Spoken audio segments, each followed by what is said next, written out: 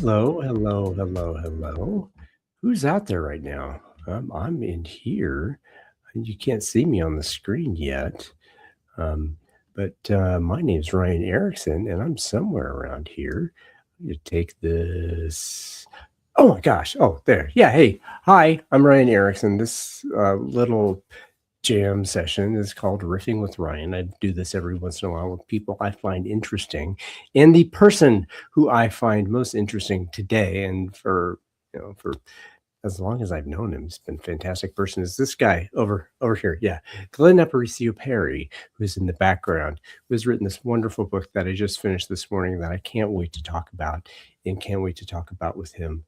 And it is what it says, original love. And I had so many titles I was going to put on this, but let's go with the most basic and simple one. And welcome to the stage of our Purple Squirrel Cafe, Glenn Aparicio Parry. Hello, Glenn. Hello, Ryan. What a pleasure it is to be here. I'm already having a lot of fun, and we're just getting started. just getting started to go on this journey here in an open space where we be prepared to be surprised. Um, I guess I wasn't surprised by the quality of the book, because I'd kind of read bits of the first two parts of this trilogy. I'm going to talk about that in a little bit. I was a little bit surprised by how thin it was. Like, it's this kind of this little book, but it is dense, and it is when it's delicious. It's like this morsel I wanted to savor, as I read more and more to it, and I would love to hear. The first part of this book is the origin, how it came about, and if you would mind introducing yourself a little tiny bit, and then going into how this book came into being from you. Well, speaking about the length of the book, it's about 175 pages. Anyway, it's as long as it's supposed to be. This whole book is somewhat semi-miraculous in the way that it came about. So it has its own origin story, and it goes like this. I mean, it's really a follow through from the previous books. They all had their own origin story. The first book, Original Thinking, emerged because we were doing dialogues between Native American scientists and Western scientists. And Leroy Little Bear asked the question, is it possible to come up with an original thought? Right? He asked this on July 4th, 1999. And this interesting thing happened, which is that all the Western people in the room, with the exception of one or two, I think Lee Nickel, who was Boehm's editor, and M.J. Zimmerman, they got it, but everybody else was trying desperately to think of something brand new that had never been said before or done before. But the indigenous people took the question as an invitation to connect to origin as a place. And that's when I realized that Western culture has essentially replaced place with time. And that's a problem, actually. Because when you think about origin as place, then you're tuning yourself to the iterative cycles in a particular place. When you don't, it's all kind of like, it's just time takes on its own momentum with no connection to place, and therefore no connection to the ecology. So all the books are connected through that. That's what connects the trilogy together.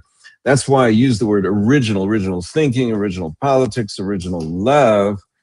So whether we're talking about thought emergent from the natural world, or whether we're talking about what it is, how we govern ourselves in the world, or how we love, I think always of coming from the source, coming from the origin. And this book's origin story really came from the source, because I actually had, as you now know, had nothing whatsoever to do with deciding to do the book even. It was just that 8 years ago, I think it's 8 years ago now, maybe 7.5 years ago, my wife Tomoko, then we'd been married for 30 years. Um, uh, and she just one morning, out of the blue, says, "You're going to write a book called Original Love." Mm. And I tell you, I mean, I honestly felt it was daunting when she said that. But I also What? knew, daunting, but I also Oh, knew no. it was important. So I took out my computer and I started a folder called Original Love immediately. And then I went back to writing Original Politics. And then a year, because that was the second book that I was then writing then, that came out in 2020. So then a year, maybe it was a year and a half later, I don't remember anymore now, but I was in Taos, New Mexico, and I had been introduced to a woman named Jean Ellis Sankari, and she was asking me if I wanted to teach at UNM Taos, where she taught.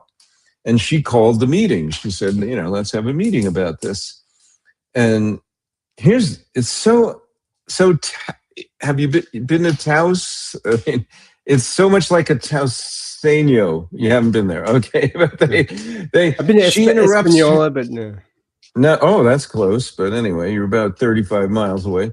But anyway, Jean interrupts herself in the middle of a sentence and says, "I just got a download. You're going to write a book called Original Love, and it will be the third in a 3-part series with original in the title."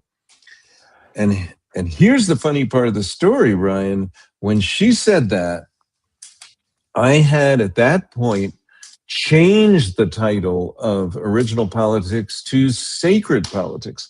And that was actually the title that Select Books gave me a book deal under. And I even did workshops called Sacred Politics and things like that with my dear friend Susan Stanton, who's a Mohawk and of Native Hawaiian descent. And we did workshops, I think 2 of them at least. And so, but as soon as this was said by Jean, I knew I had to change it back. I mean, this is the universe is speaking loud and clear. So I changed I called Select Books. I said, a little problem here. We got to change the title back from Sacred Politics to Original Politics. And here's why. Here's the story. I told them the story. Yeah. And of course they said yes. And here's the miraculous thing is when I changed the title back, all of a sudden, or about a week later, I think, I got my own download meaning my own unveiling of how to write the book. And I realized then that it would be a book not so much about romantic love, although that's not excluded. I tell the story of Psyche and Eros in the book, and romantic love is a gateway, perhaps, to something much, much larger. Love itself is this immense concept, which is why I probably found it daunting when it was first suggested. But I knew that this book would be about primarily a remembrance of love for Mother Earth and love for everything on the earth. Love, I started to feel into how the mountains are in love with the valleys, how the waters of the earth are in love with the other waters. I learned that from the Hopi partly when I went to a water conference back in 2012 on Hopi land. And Vernon Masayesfa and Jerry Anawa were the elders who were speaking about how the waters in the sky are in communication with the waters underneath the earth, which are in communication with the rivers, the streams, the brooks. And I also learned that in 2002 when I went to Costa Rica. And I had this experience in Costa Rica where I had a vision where I was a dolphin who was descending to the bottom of the ocean. But before I got to the bottom of the ocean, I realized I was a river dolphin, and I came back up. And then consciousness went way up into the sky, and I was looking down on this dolphin, and I began to see 5 rivers coming into confluence, heading toward the ocean. and I felt the heartbeat of Mother Earth. Ba-boom, ba-boom, ba-boom, ba-boom, ba-boom. And my heart just expanded so large. Mm. That might have been one of the seed points of this book, Original Love, because, when I came back from Costa Rica, I talked to grandfather Leon Secatero, who's been a dear ancestor to me. And I mentioned him a few times, more than a few times in the book. And it's also dedicated to him and other ancestors that have meant a lot to me. And Leon said, "You know what? You know why that was? It's because the the ocean, the rivers, the streams, the brooks, they are all interconnected, just like in your body. You have the Mm. heart is connected to the arteries, connected to the veins, connected to the capillaries. So Mm. there's all these bodies of water because, inside our heart, we call it blood, but it's water, Yeah, most of. and that is how we connect with the heartbeat of Mother Earth. So Leon was saying, we're the microcosm of the macrocosm. And Mm. that's part of the point of the book too. It's to Mm. see how much we're interconnected with all and to express it. And it's so beautiful. It's been a beautiful journey, Mm. and I feel very, very blessed, very, very loved, very, very whole from being able to write the book. And I just trusted that it would come forward as it had, and it came out pretty well. Mm. Thank you. Wow. Oh, it came out. There's such a lovely arc to it, and about again the timelessness of love. We talk about that. I just imagining instead of being connected to the place and that everything is here and now in this now and being present with the now is so uh, just grounding, and that this idea of time we talked about, if I'm traveling in time, I'm missing what's around me. I'm breathing the air and maybe I'm looking here there, I'm not connected to that. But this place-based presence, it created a depth that I felt in the book. And you also connect that to the progression of time in the book, right? There's this idea of the past stories and before the stories were stories, into the different ages of humanity as we reach now. So I love that you did both kind of at the same time, that it's about connecting to the story of the place in the place, and the progression of that story through time. And the first part of that, again, the multiplicity of what you talked about in your opening riff there, um, it spoke to the indigenous people here of Turtle Island, of this Uh-huh. continent, and the cosmological origin stories as they're different throughout the planet. And I wasn't aware of Turtle Island and Sky Woman and all of those the beautiful stories. I actually learned a bit, and this is another thing that connected through the book, right? So there's this idea of what is origin? What does origin mean? First of all, that origin related to place and not novelty going through time. Um, but this idea of the story, I hadn't heard the Sky Woman story until I read Braiding Sweetgrass by Yeah. Ragnwald Kimmerer. Yeah. And I noticed you put Sweetgrass is like on the first 2 pages. Is that uh, I'm like, how did you know that that's such a foundational story, and that what sweetgrass meant in the Native American story? And I know that you're also deeply connected to Leroy Little Bear and all these other Native elders. I'm like, oh gosh, where do we start with this beautiful integration of what you're talking about in origin? And I would the first question I would ask to kind of bring my incoherent nonsense into something that is now, and ask, why is this book important to you? Why does love matter to you so much that you wanted to bring that spirit forth to you? Mm. Okay. Well, okay. First of all, we met because you facilitated open space at a Jean Gabser conference. Mhm. And thank you for that. That was beautiful. And it's Jean Gabser, who I'm sure a lot of your listeners are not familiar with, who was a Swiss philosopher living in the 20th century.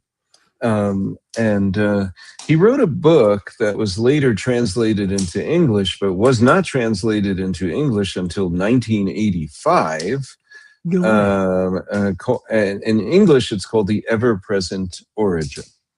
He was Yes. writing in 1949 and 1953, and it was called, and I apologize to any German speakers, but it's because I may mangle the language, but it's something like Ursprung und Gegenwart. Okay, and Ursprung, do you speak German, Ryan? I don't. You But don't? I'm just Okay, I thought you I'm were. no, I'm You look just like on you the were tip. I'm the tip of understanding. my chair Yeah, here. No. yeah. Ursprung means the eternal spring. So that's a beautiful word so we have, you can tell how much the Ursprung, and again, I apologize if I'm mispronouncing it, but it's a beautiful word because, and it goes to the question you're asking about, because origin is always here. See, Gabser spoke about, and later they were adopted by Ken Wilber, who, to his credit, read the book in the original German. He adopted these structures of consciousness. Now, I would say that Ken Wilber's somewhat misusing the terms because they feel more like stages of consciousness. Gabser didn't say stages. He said structures, which are interpenetrating, dovetailing, overlapping. They're always present. That's the key point. So the archaic consciousness, where everything is one, and that's the way I begin the book. I begin the book speaking about, imagine you're floating in a warm pool, being fed without moving a muscle. Nourishment is everywhere. And it feels like a womb-like experience because that's what that archaic mode is. It's one where there is no separation. There is no mother. There is no other because you don't recognize anything as other. Everything is one. That's the archaic mode. That is a form of integral consciousness, actually, but it's just normally undifferentiated. So everything is one, complete oneness. And then we go into a structure. What emerges out, and what Gabser would say, is when one structure of consciousness becomes deficient or is no longer working as well as it used to, then another new structure emerges. So according to Gabser, and it makes sense to me, if you track along with the way we're born inside a womb, but then when we are born, we're born from the womb. Yes. To say we're born inside a womb. Okay. Well, we're conceived inside a womb. Then we are,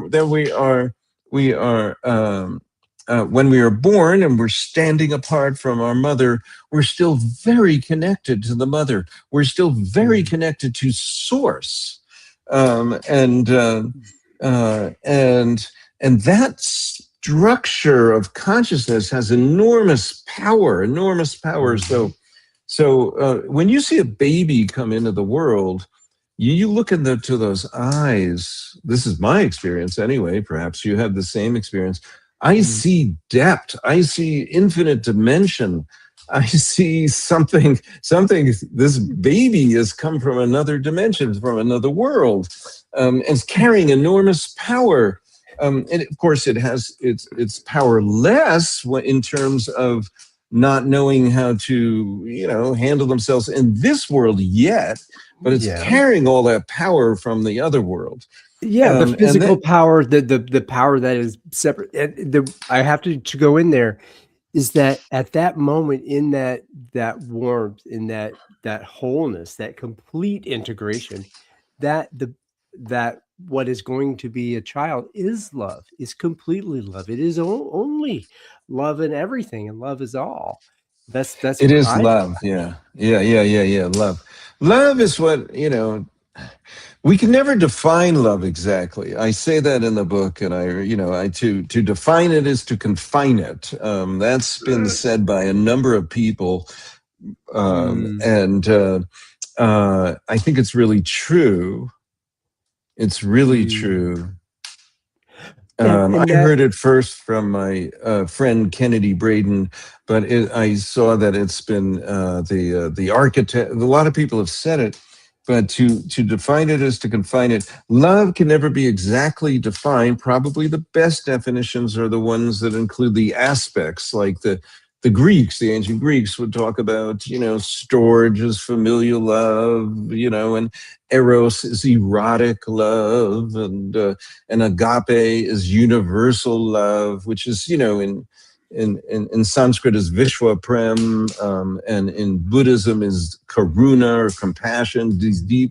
These words all kind of get somewhat at the Mm, feeling of what love is, but love is so enormous we can't really ever define it. I compare it to what my buddy Dan Moonhawk Alford, the story he told when he was a 10-year-old boy.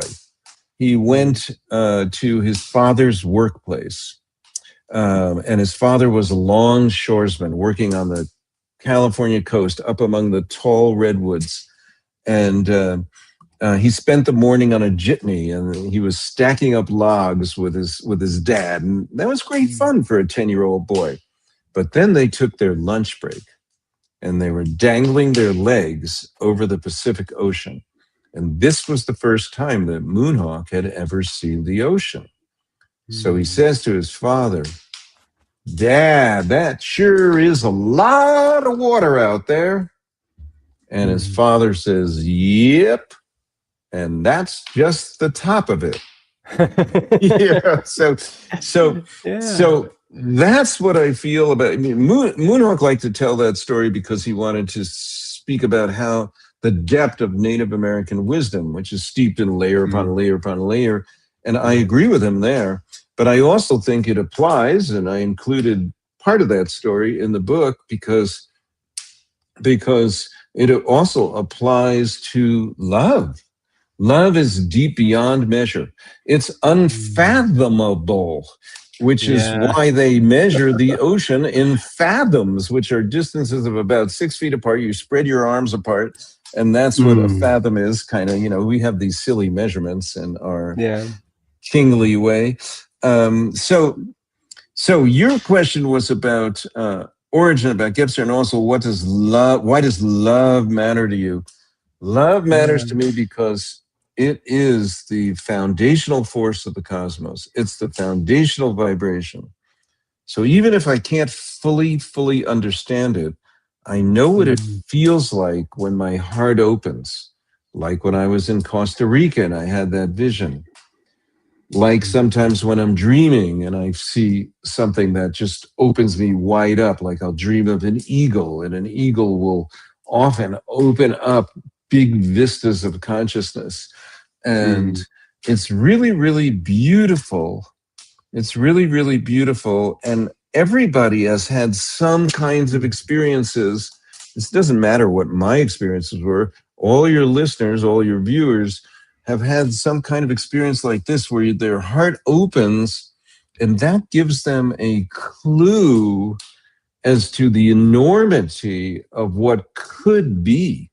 What could be. mm, People, by the way, people who are having a so-called near-death experience, which I just would call as a death experience that they happen to come back from, Yeah. But my friend Jeff Mishlev would say is beginning stages of the bardo.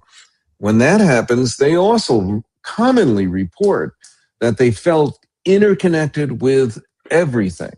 So that's real good. So if you permit me, I want to just continue with, remember I mentioned archaic and the magical structure of consciousness. The very next one is the mythical. The one that unfolds is mythical, of stories. Did we talk about the magical yet?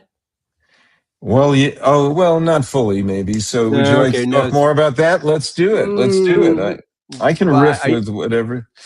Well, Yeah. I wanted to hop in there just after your Please, first chorus please. there, was just thinking there's a couple things. So I wrote down some musical notes here when we talked about it. When I read through that story, the first thing I thought was the song "How Deep Is the Ocean." How deep is the ocean? How high is the sky? And thinking about that, this in the place, how deep, so just the surface of the ocean and the water, and then all the way down to the depth of the ocean at the bottom, then there's the earth, and how deep is the earth from there? And then going through each boundary from earth to water to air, and then into the cosmos. And of course, you also bring later on about how volcano and the volcano being the fire into that as well. And then we have underwater volcanoes. And so how deep is the ocean? And the other song was how deep is your love? How deep is your love? Oh yeah, little Bee Gees there. The Bee Gees. The Bee Gees. And the final bit of that, I mean, I had Gabser on the wall to go in last, but you bring Gabser in at the very beginning. Well, no, it's perfect. It's the surprise. That love is the ever-present origin. That was for me, that was like, oh, you didn't bring Gabser in until much later into the book. And like, well, that's what he's talking about. Why? I'm like, why did he call it ever-present origin? Well, it totally makes sense, and all of the integration and just, oof. So yes, so that the ever-present origin coming out of the womb, the warmth into the archaic, that first separation into those. I mean, the separation from the womb, even in the four descriptions, right, in the Buddhist, and then you talk about the Buddhist names for love in the book, and then then that first separation into the magical, and people talk about magical thinking being so horrible, right? Magical thinking, you're thinking magically. I'm like, no. It's part of who we are. And if you would take us maybe a little bit from the magical into the mythical, I would love that. Well, it's funny. We're talking on February 17th, 2026, which is supposed to be the first day of the year of the fire horse, which you think of the Chinese zodiac and you think that every year happens every 12 years, but actually the year of the fire horse is every 60 years. So it's only once every 5 times around that cycle of 12. And I have to confirm this. I do know the person who, his name is Christopher Naughton, who's the head of the Association for Research and Enlightenment, which is an Edgar Cayce organization in Virginia Beach, and he lives in Virginia Beach, Virginia.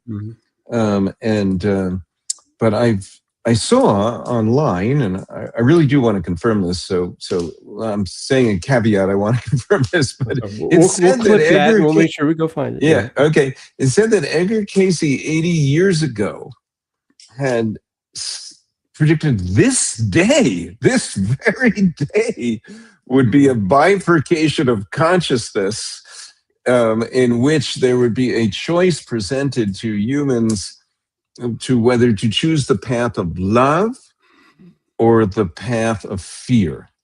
And the path of love would be one that connects us to everything. It really redefines the human, too, as a nexus that's interconnected. And that's consistent in all the work I do, because I think that was the definition of the way we thought of ourselves as human And then we went away from that and we started to think of ourselves as separate and transcendent from the natural world. And I think that's caused us a lot of problems. I want to So bring something in there. I want to bring something in there, the fear sure, and love bit, if I can. of course. There's a quote from Rollo May. I heard Mm. it back, Yeah, long, sure. long Yeah. ago. Yeah, I It's got a Stephen Covey psychology book. degree. A All couple. right. So the way I heard it first was that the space between between stimulus and response, there is a space. And in that space makes all the difference, right? That was how I heard it first. And then I got into open space and this idea of invitation and what is being invited. And I thought, well, you know what? That that space, like I'm stimulus and response, I'm stimulated, and how do I respond? And that space between stimulus and response is an invitation. And I began to say that invitation, the space between stimulus and response, is an invitation to make that choice between love and fear. And Wow.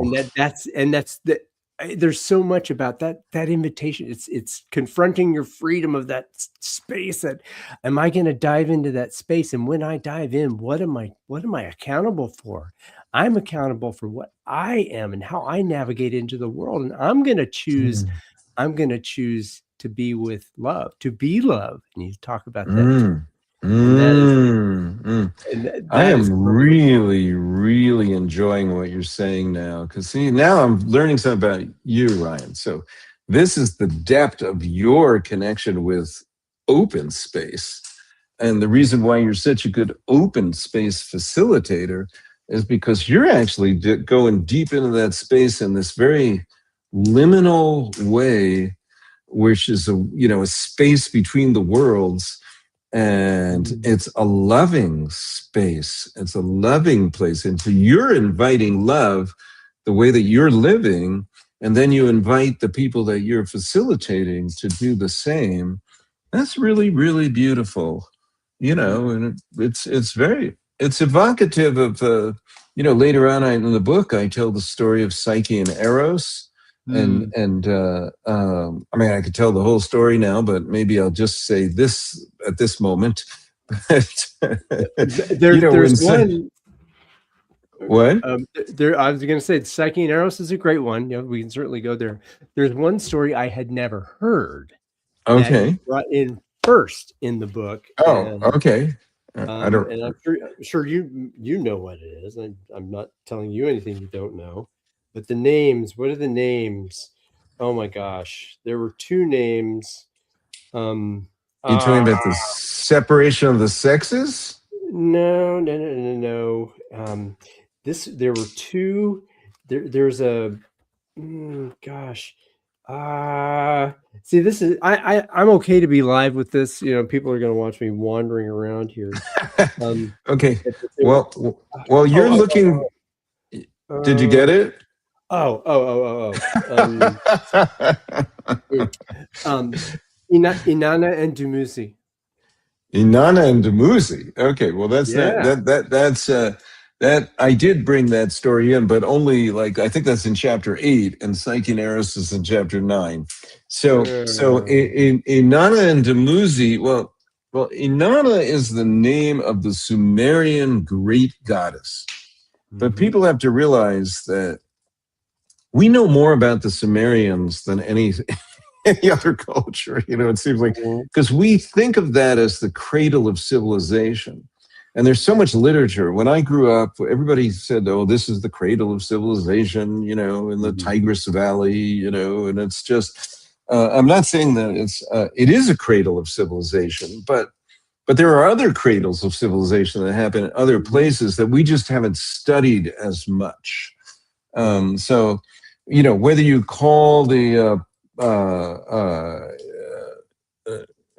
Pachamama, whether you call the great goddess Inanna, or I can't even. Someplace in the book I gave about 10 names. There's so many different names for the great goddess, but they're all connected through the principle that the great goddess is comfortable in all the realms. The great goddess is comfortable in the heavens. The great goddess is comfortable on the earth. And the great goddess is comfortable in the dark underworld.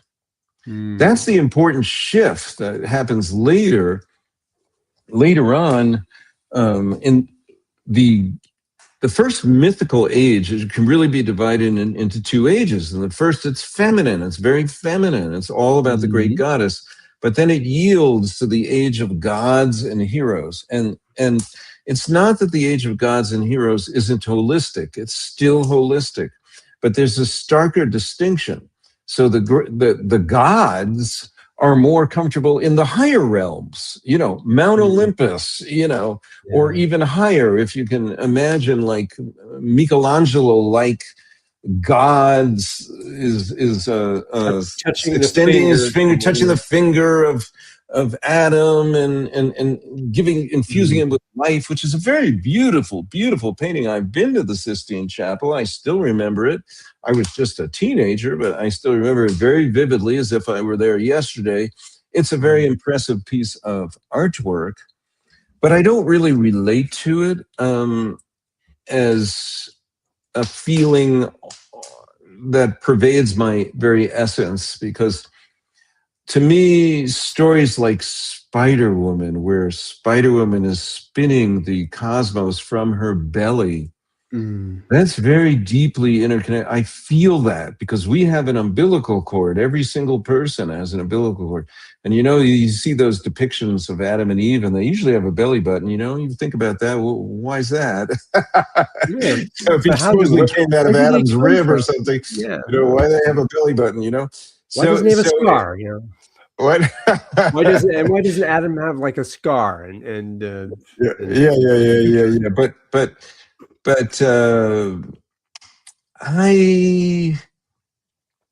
I think I lost my train of thought there. I went on too many tangents. I interrupted you there. Oh, but you were asking about Inanna and Dumuzi. So the thing is, Inanna and Dumuzi emerge as really an example of a sacred marriage that is very strong in the feminine and very strong in the masculine. Now you have to understand that the great goddess perhaps is the most important symbol of all of humankind up until 1250 BC. Up until the middle of the Bronze Age. That's when we yield and we start to go into the age of gods and heroes, which happens to be concurrent with the development of the battle axe and mace. So that's why the warrior cultures emerge, and it's probably why the masculine principles tends to become elevated at that time. The masculine principles should be honored and revered as this principle of initiation, as principle of exploration.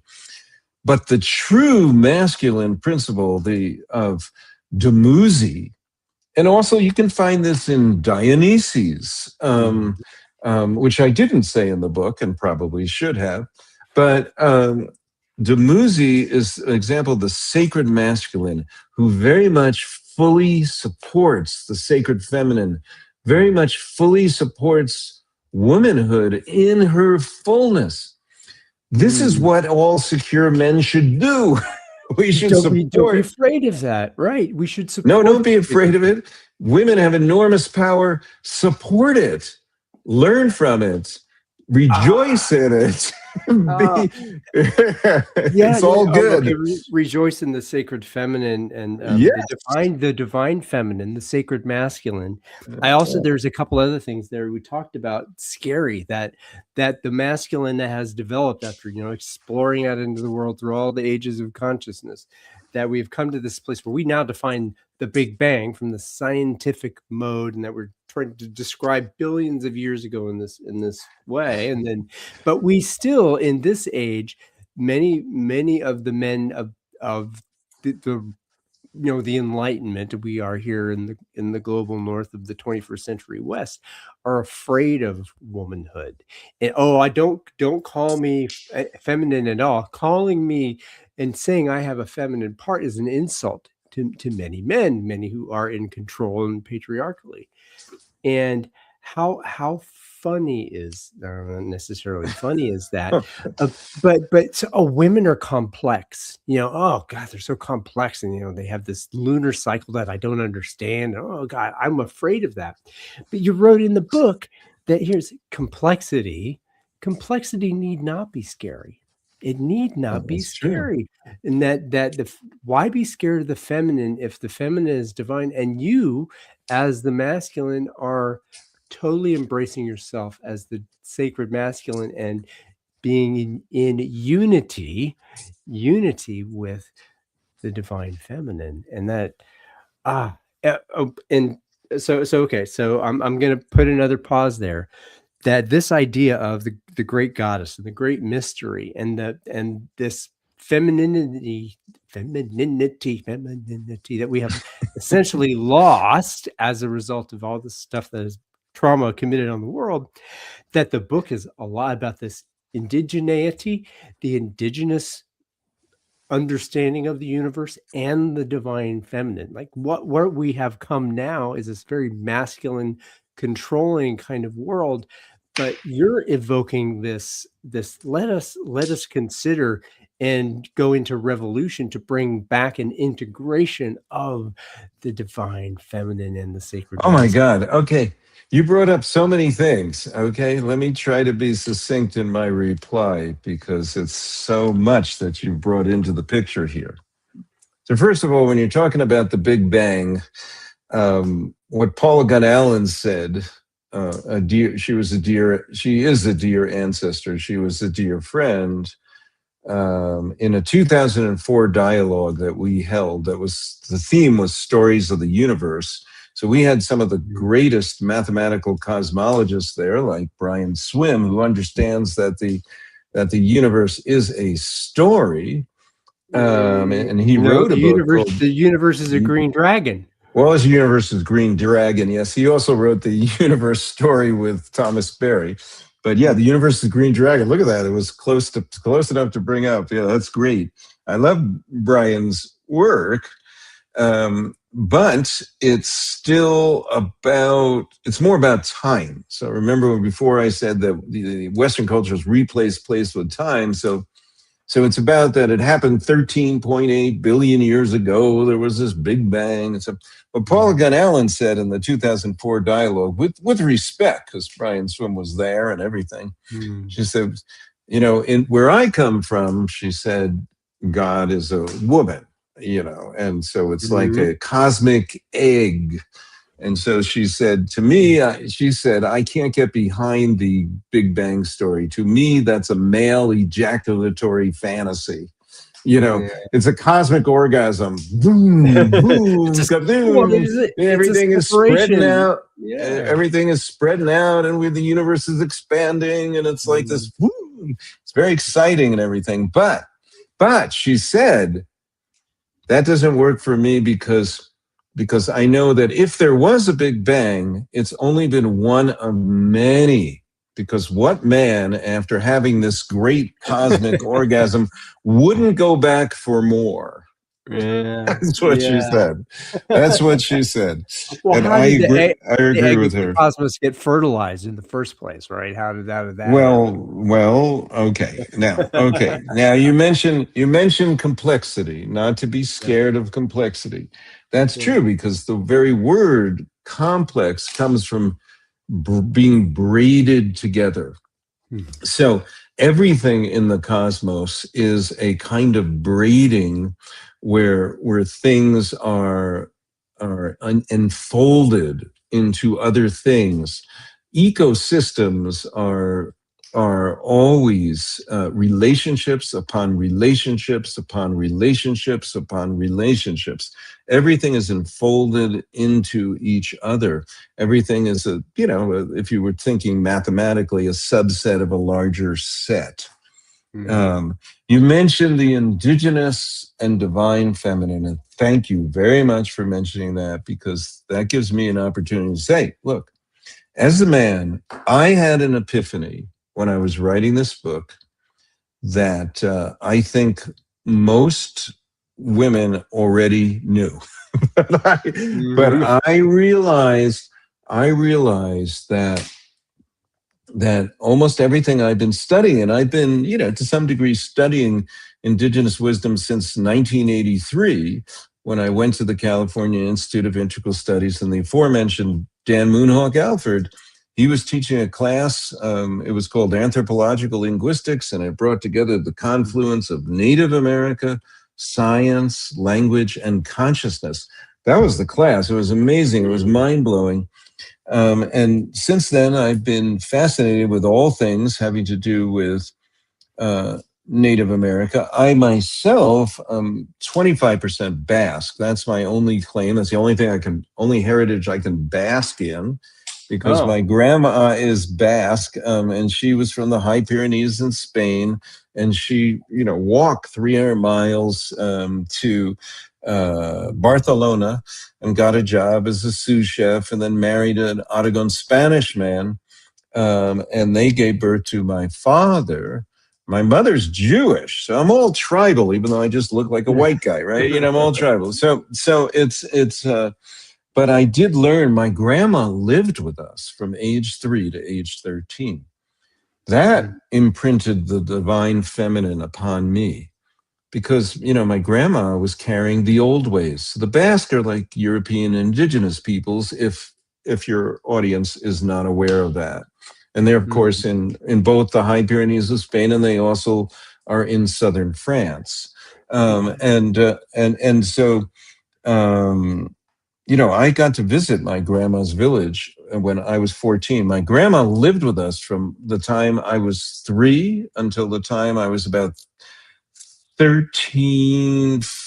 And then she went to a nursing home for a couple of years. I think she was in the nursing home when we went to Cereza, Spain, which at that time was a village of like 55 people. And the entire village came to greet us because we were their relatives.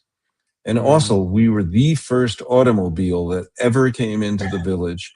There was a town down the road called La Spugna, where their automobiles had come, and we could have walked the 2-3 miles from there, but my mom didn't want to walk it, so my father drove a Volkswagen Squareback over this rugged terrain, and we kind of stumbled into the village. Everybody greeted us. They served us they feasted us with this immense amount of food. They held up this rabbit that they had just caught. They're sheep herders, just like the Navajo, which I think why I made a connection with the Navajo here in New Mexico.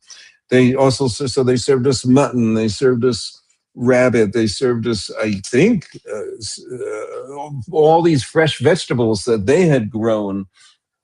And it was quite the feast. I went back to my 7th grade class, and Mr. Fisher was there, my teacher, and he said, the economic index of poverty is based on if you earn like $4.30 an hour. If you earn less than that, you're poor. And I said, I had raised my hand, and I said to Mr. Fisher, I'm sorry, Mr. Fisher, that's not correct. I just came back from my grandma's village in the northern, the High Pyrenees in Spain. They don't have any money, no money whatsoever. And yeah, maybe they could use some dental work, but they are wealthy beyond means. They are wealthy. They grow their own food. They have their own animals. In the winter, they use them for heat. And we went there, by the way, in August of 1969. My dad worked on NASA. He worked on the Apollo 11 project. So July 20th, 1969, man has landed on the moon. And then we come to this little village in Spain where we had to, we were the first automobile that ever drove in there. So what a juxtaposition! What a juxtaposition! But I, that's one of the reasons I dedicate the book one of the ancestors I dedicated to is Angie Arian, or Angelus Arian, as she's known. Yeah. She was one of my teachers in 1983 as well. And she's Basque, so she and I could bask in that heritage. So Oh Oh, yeah, she's oh Basque. my She's gosh, totally Basque. the Basque region having such a unique kind of um, insular kind of way, that there's their own language. They did not want to consume the language of the queen and the queen's language, and they've so connected to one another in that region that that I mean, it is, to me, it is just fascinating how, Yeah, yeah, I mean, oof, and the economics of that region, they're so independent. They're the Mondragon Corporation. Mondragon yeah, is very, very much independent, worker-owned cooperatives that we are together. We're not talking yeah, about, this yeah. giant thing. The economics of that, it's so foreign to the kind of, oh, the economic value is this, and then if you don't make that, it's the Uh, other thing that it's connected, like the gross national product, and it is gross oh, because mm, it's so yeah, reductionist that, and there are other ways of imagining economies, and I think there's one guy who I discovered recently, Mark Anielski. He's a yeah, Canadian guy, talks about the general well-being index. Like, yeah, why yeah. aren't we as human beings, if we're going to measure something, why don't we measure our connection together in some way as human beings? Why don't we measure what is real? And the other thing that you're talking about, the big split between the pinnacle of technology in 1969 and this lack of it, and this complete stripping away of it. And Yeah. another story that came to me recently is that idea of development that didn't, like, what is the undeveloped world or the underdeveloped world, that didn't really happen until, was it Eisenhower, like after the Second World War. It's like, oh, we will now give of our abundance to the underdeveloped world. We shall develop the Mm, world. And mm. in meantime, the folks all over the world were saying, I didn't realize we were underdeveloped. And like, what is, and I mean, and obviously there's poverty and suffering all over the world, but to be so presumptuous that development and progress is only about technology, and that mechanistic technology, as opposed to the social and emotional and the technology of love. And Okay. oh my Wow. God. Okay. Oof. May I jump in at this point? I mean, first of all, I don't think I even completed the thought before No, that I that is interrupted that you. that's all right. That's all right. That indigenous and indigenous wisdom and divine feminine wisdom are very interconnected. That was the Yeah. epiphany that I had, that Yeah. most women already have had. Mm, And I think that's really important because both of them are about blessing and wholeness. Both are mhm, about blessing and wholeness. So, when you're inside a womb, everything feels whole. So the feminine mm, experience is inherently whole. The masculine experience is actually inherently involves some kind of separation. mhm, Initiation, exploration, and that's part of being human too. So, yeah. we need that. We need to be able to go out and explore, whether it's, going to the moon or going to Mars or something, or just exploring outside the habitat where we've been in.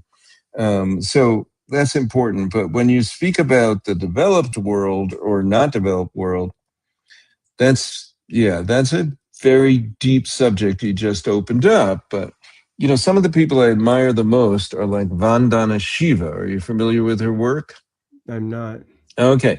Vandana Shiva was a physicist who then transformed herself into being a messenger that is in support of revitalization of traditional farming practices and traditional ecological practices in India at first, but now she goes all over the world, Mm, and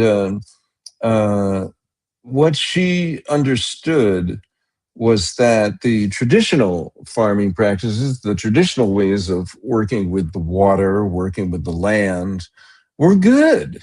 It wasn't, it's almost like what happened is, and it didn't come from a bad spirit or bad motivation, but you mentioned Eisenhower, but the United States was during the Eisenhower realm in the 1950s. I mean, we were really the envy of the world in a lot of ways. I mean, we had just, emerged victorious in World War II, and our economy was booming. And, you know, I'm, 70, so, my parents were doing really well, and stuff. So in that time, the United States was in a lot of ways the envy of the world. And to some extent, we went to foreign nations, and some of it still today, until at least until 2024, or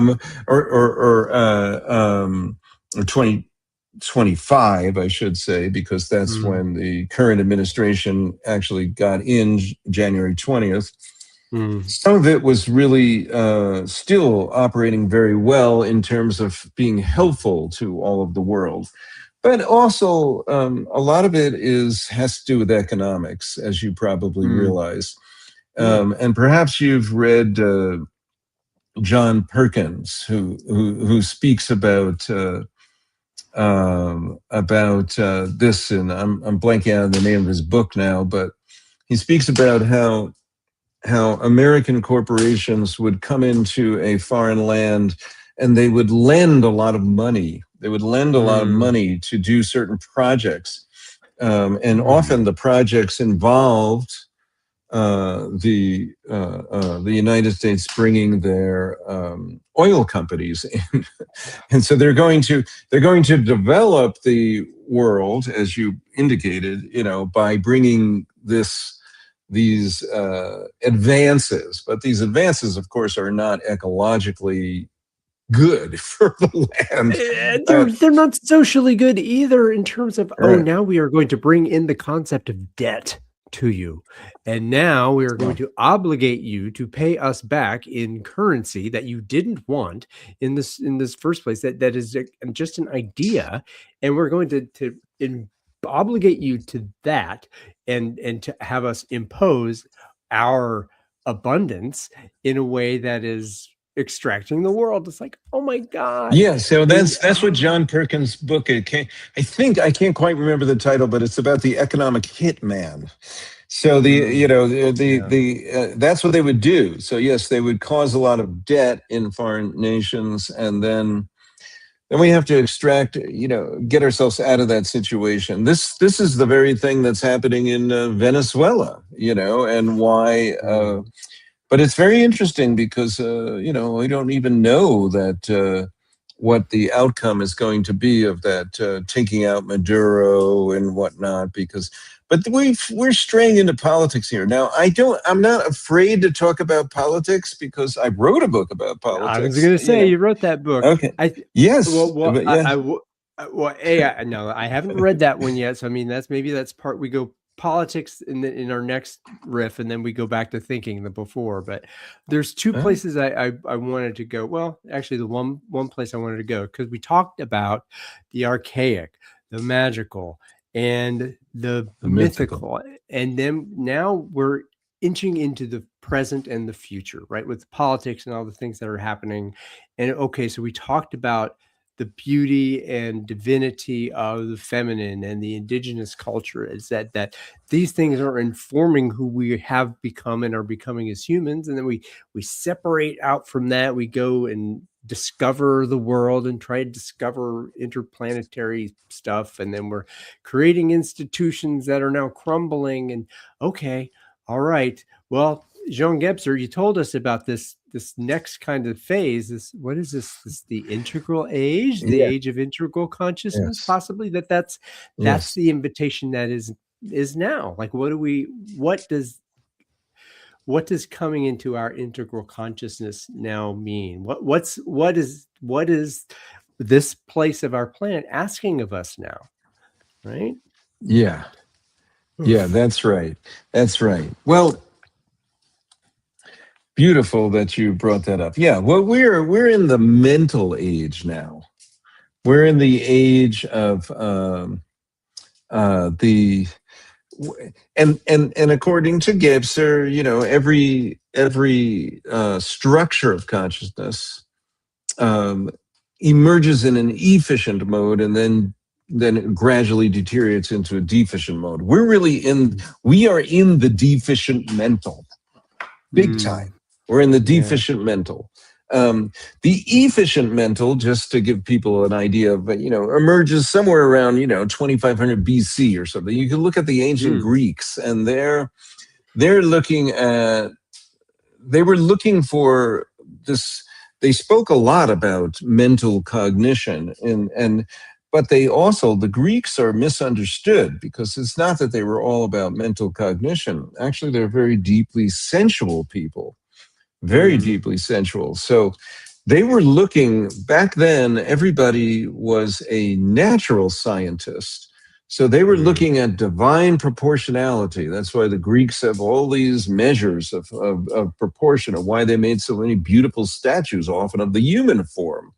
And both feminine and masculine. They celebrated both. And I really think that they're misunderstood, because they were both. They were they were looking at mental thought as a beautiful flowering. It was not just efficient, it was beautiful, beautiful, beautiful. But now we're in a time when people can't even agree on a common set of facts. It's absurd to look at what's being discussed on the news. It's just horrible, we all saw what happened on January 6, 2021, right? But now people are like reframing that, and they're doing their best to pretend something that we all saw happen didn't happen, or it happened something else, or some other and maybe there was some different aspects to it, but it's just getting hard for people to agree on a common set of facts. But as bad as that might sound, it is a prelude to what you were just saying. It is a prelude, Ryan, to the emergence of a beautiful structure of consciousness known as the integral, which will be time-free. It will be time-free. And that's what Gebser called it, time freedom, and that's, or atemporal. It's no longer just past cause and effect. It's really about what things want to go together. And it allows for a recovering of what the indigenous elder William Commanda said, a retrieval of what's been left by the side of the trail. So if we need to go back, Commanda said, and it's part of his seventh fire prophecy, that there will come a time when a people will emerge that will retrace their steps to retrieve the wisdom that's been left by the side of the trail. And the primary wisdom that's been left by the side of the trail is indigenous wisdom and feminine wisdom. Both of those are so deep beyond measure. And I do think they are reemerging.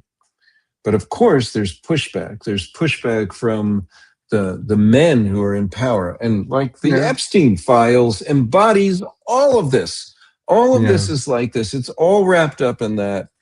And it's really, it is more significant perhaps than people realize, because this is all about what is yielding. So in order to give the women the respect, the survivors of the Epstein files, the respect they deserve, it's going to take a massive consciousness shift on the part of men in power. I felt like it started to happen when we had the Me Too movement, but that was really pushed back aggressively. And but it's still reemerging. It's reemerging somehow. So maybe, just maybe, we'll make some incremental progress along that way and start to respect the power of the feminine again. Well, a revolution, right? what is revolution? We talked about a revolution of love in the book, right? What a Then that's revolution. right. And I say got to what a start revolution. singing now. Yeah. Yeah. Say you want a So, revolution. Well, yeah. you know, we all And want to change the it's world. it's circular, right? And that's the thing. It's like a Oh, yes, piece I did turning point around. that out. I did point that out Um, because it's a very funny word. Yeah, revolution means to go around in a circle. So it comes back. Things come and back again. That's what perennial wisdom is. yeah, Yes. and we talked about revolution, remembrance, Yes. recovery, all these re's that you put in the book. I'm like, how many I re's like do I have all the here? re words, and I give some credit to Shakespeare. He used them a lot. He brought them into prominence. The re words are my favorite words of the language because there's, I don't really go for this idea of just it's a once in a, it doesn't happen like that. It's circular. And I blame Descartes. I blame Descartes. Oh, don't blame Descartes. Well, Maybe he put the Descartes before the horse a little, but but but but Descartes was actually a spiritual man, and he was trying to prove the existence of God, and he just don't blame him because he was part of his times. In fact, I wrote about this in my book, Original Thinking. He was asking for feedback from all his contemporaries. He was just part of the times. He was part yeah, of the times. He wasn't the yeah. only guy that did that. Okay. Yeah. All right. So there's got to be somebody to blame. Oh, I was also thinking, well, No, do there we blame doesn't. the plow? Do we blame in the 1200s? Do we blame the clock? Do we blame the wheel? No, But do we blame the don't tool? Just the don't tool, blame like don't blame anything. It's yeah. just it's just what we're going through. Well, and that I think is we're talking the deficient nature of the Yeah, mental phase of yeah, this. Again, it's the structure of consciousness. Is that to blame? Is that I'm pointing at you as you are right. the cause of this, the cause and effect of this problem. That we live in this vacuum of cause and effect, problem, cause. It's you. It's not me. Instead of it's we. And this is Uh, the other part of this. When we talk about cause and effect, there's a systems thinker named Russell Acuff that I've been introduced to by one of my buddies here that I do this stuff with, Niels Flagging. Hello, Niels. Is that Acuff talks about not cause and effect, talks about producer and product. And that in a cause and effect, the cause and effect is necessary and sufficient. Those two things happen. And they're linear, there's time. But when we talk about producer and product, we're talking about I'm a producer, you're a producer, they're a producer. Wouldn't you like to be a producer too of this environment and this circular system of systems and ecosystem around us? That the point of a system is not the parts of the system that are separate from one another. It is, like you said, I think it's the braid. It's what connects us. That the relationship between all the parts is what matters, and that's the love in between. It's not the digital ones and zeros of that. It is the analog in between. That we are the analog that connects the digits together. And that is a thought that you kind of tied those, that you braided those things together for me, Glenn. Thank mm, you. well, thank you. Yeah, I'm Mm, not a cause and effect guy. I just don't really believe in it much. I mean, it does happen. If you're on a billiard table, of course, you playing pool and you hit the cue ball into the other ball and it's going to go this way. So it exists on a certain level. But I think actually what's really going on in the world is more like a orchestra or even maybe a jazz group that's riffing, because every organism is working off others. You know, look at the way pigeons have adapted to cities. Look at the way OSHA, or bear root, grows mm, next to a cottonwood tree down by the river in New Mexico. And look at the way corn, beans, and squash grow together and actually balance themselves out in terms of nourishment. Look at cuisine. Why does tomato and basil grow together so well and also taste so incredibly good together? Because it's Mm. cuisine. So these are coming out of the soil. So it's all about, for me, it's much more about the way things go together. And that's actually what the Anishinaabe elder Tobasanagwe Canoe in our dialogue circle said. He asked the question. We're talking about origin and time in a very, very, deep way. And he said most important question to him is, what kinds of things want to happen together? Want to happen together. You put it in the book too. I Yeah. blame you for this, putting permaculture in the book, right? You blame me? I blame you for putting it in this book, my friend. Yeah. That these plants, they want to be together. Tomato and basil, Yeah. goldenrod and aster, which is such a wonderful Hmm. story from Yeah. braiding sweetgrass, and Uh-huh. this idea of botany. Well, what better way of thinking about the plant people being together, and that plants being together, and permaculture, a connection to the earth, the divine feminine, and the tending, and I mean, all these things, they integrate together, and it is just so beautiful. And they integrate together, and not like now. What have we ended up here? We've ended up with oil and water, right? I think you know where I might be Mm. going with this one. So oil and water, well, they don't seem to mix, but if you have gone to a seed conference back in the years back, you may have heard something called spiritual mayonnaise. Oh, I read about that. That's I like put that in that's the like book. Okay, that's good. like my Yeah. favorite I mean, of the many favorite phrases I have in the book. Spiritual mayonnaise was like, oh my God, I got to bring that back in. So talk about spiritual mayonnaise for a moment. Well, what you're talking about is we had a conference in 2005, and it was called Oil and Water, Can They Mix? Western and Indigenous Approaches to Economy, Ecology, and Community. Which is a mouthful, but that was an incredible conference, Mm. and we looked at everything, including we had Lynn Twist, who's probably the world's greatest fundraiser.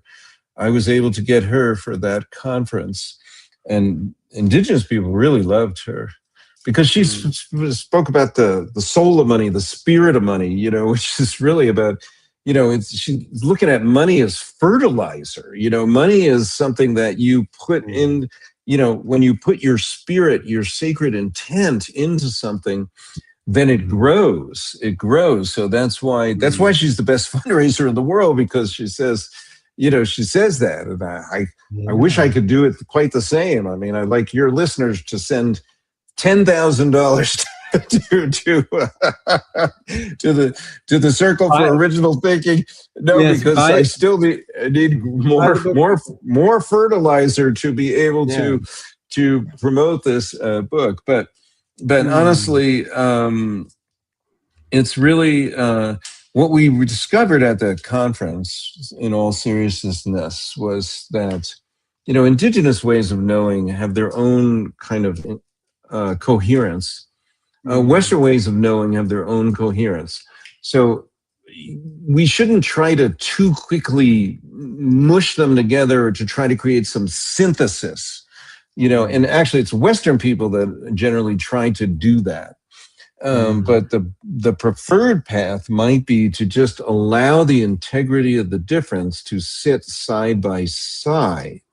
Mm. And that's like what you do in a good dialogue circle. That's what you do in open space technology.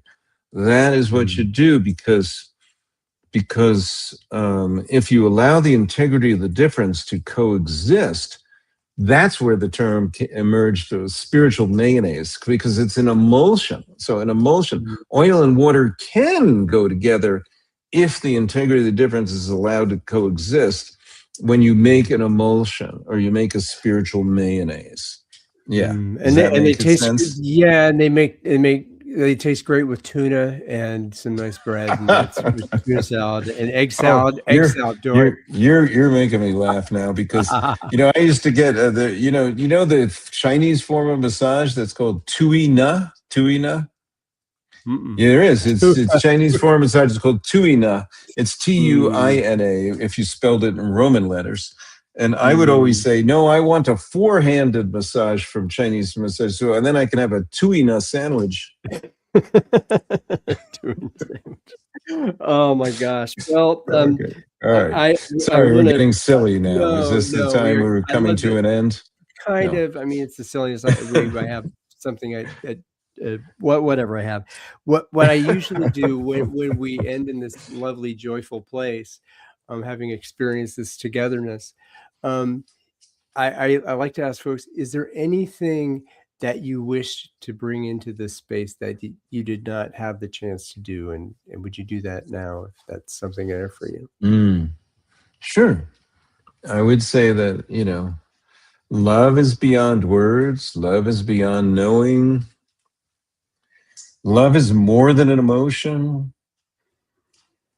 It's more than something just between two people. It is so marvelous, so beautiful, so cosmic, so wide, so broad that it's better it's better to use the beauty of nature to describe love or to attempt to describe love. And that's really what I did in the book when I brought in a beautiful poem by Rumi. The one Mm. that it's called Opening the Love Window. At night, I open the window and allow the moon to come and press its face against mine. Breathe into me. Close the language door and open the love window. The moon won't use the door, only the window. And that poem, which always gives me chills when I think about it, Yeah. that poem was evocative of something my wife Tomoko told me about Natsume Soseki, who was the Mm. English professor, and not just English, but all of literature professor in the Meiji era in Japan. And when he was teaching an English class, his students were asked, how can you translate the English "I love you"? And they all said "Kimi o aisu." Kimi o aisu. And that's because Kimi means you and I Mm. means love. But Soseki says, no, that is not the correct translation. The right way would be Konyo wa suki ga kirei desu ne. And that in English means the moon is beautiful tonight, isn't it? Mm. So you see what he's doing there. He's doing something very, very special. And the moon is very, very special. It was grandfather Leon Zacatero who told me, and this isn't in the book, but he told me that you could send your thoughts through the moon. You could send your thoughts through the moon. And why would that be? Well, because the light is consciousness and the moon reflects light. So the moon is reflecting consciousness. So that's why I do say in the book that if you say prayers to the moon will hear you, because it'll hear you because it is conscious and it's reflecting your thoughts back to you.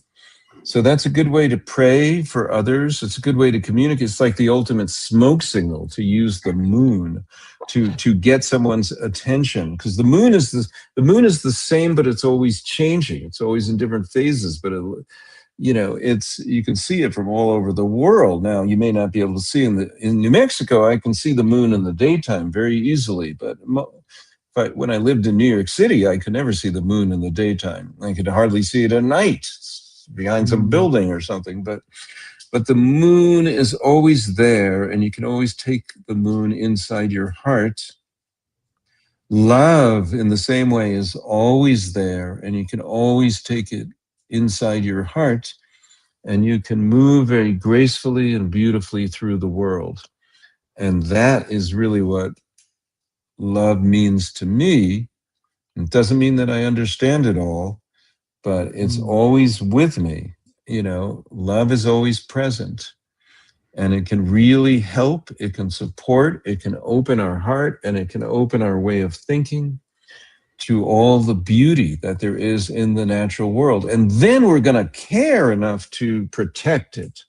Because once we understand that we are water, we are air, we are light, we are this earth that we are standing upon, like the ancestors have done since time immemorial. Once we understand that we are that, we will protect it. And that's it. Aho. Thank you. Thank you, Glenn. We are love, right? It's about being love, isn't it? We're love. We're love.